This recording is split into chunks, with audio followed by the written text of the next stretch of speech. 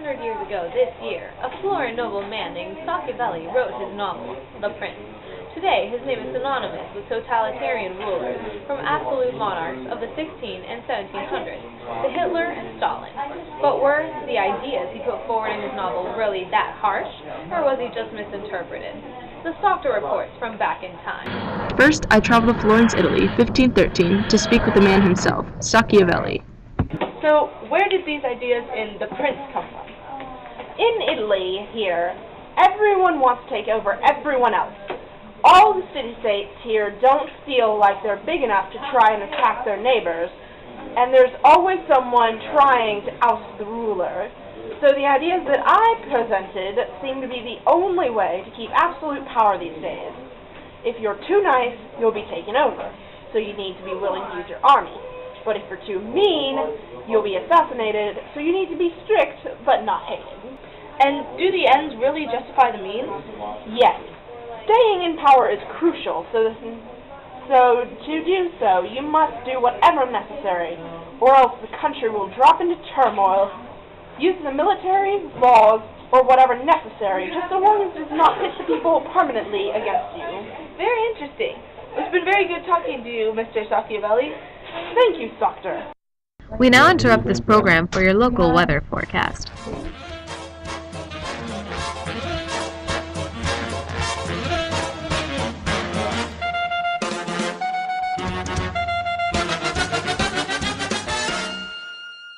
Next, I travel to France, 1514, to speak with Louis the Size 12, Machiavelli's friend.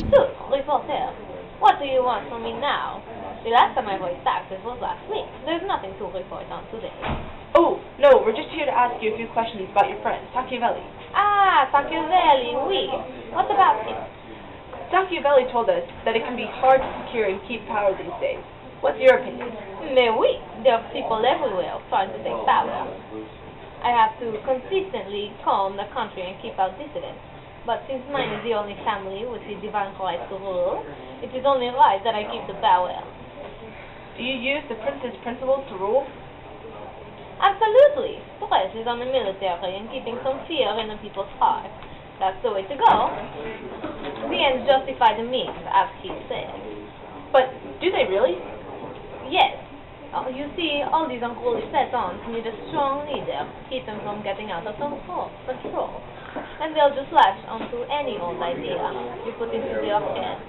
So that's why dissidents are crossed, and we do whatever we need to keep everyone in their place. I don't know if Machiavelli went so far as to advocate that level of control. Of course he did. Haven't you read the book? Lastly, I asked John Sock of London, England, 1680, his opinion of the prince. What is your thought on totalitarian rulers? Well, good sir, I believe that it is the utmost responsibility of the government to uphold the three basic rights of the people: life, liberty, and property. In essence, the totalitarian ruler does none of this. He takes the life of the citizens away, he removes the liberty, and he takes the property of the citizens for himself. Totalitarian rule defy all the laws of nature. Even if, from the ruler's point of view, the ends do justify the means, it does not change the attitude of the people. If a ruler is cruel for the good of the people, then the people still have the right to rebel, as the government has been nothing but cruel and useless. Very interesting. Thank you for your time. My pleasure. You've heard the argument. So, what do you think? Were Machiavelli's ideas dangerously radical, or was he misinterpreted? Tweet us or tell us on Facebook.